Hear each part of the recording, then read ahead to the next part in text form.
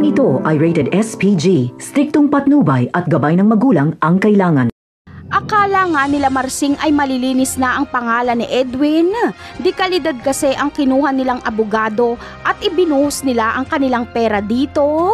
Ngunit sa pagdating pa lang nila Edwin sa korte ay biglang nagkagulo.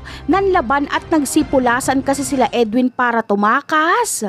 Noong makita nga ni Marsing si Edwin na tumatakas at nakikipagbarilan sa mga pulis ay nagmakaawa siya dito na sumuko na lang dahil magaling naman ang abogado nilang kinuha.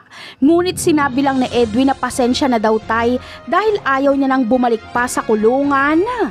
Sa kabilang banda naman ay para makabawi sila Ramon sa nawala nilang pera ay itutuloy nila ang planong magpasok ng droga sa loob ng kulungan. At dahil hindi ito nagawa ni Olga noon ay si Ramon na ang kikilos. Makikipag-ugnayan si Ramon kay Espinas ngunit tatablahin lang siya ni Espinas. Pero magagawa pa rin makapagpuslit ni Ramon ang produkto dahil may tao siya sa loob. Samantala, dito naman aksidenteng magkakakilala ang mag-amang Ramon at Tanggol. Kakalabanin kasi ni Tanggol ang mga adik sa loob.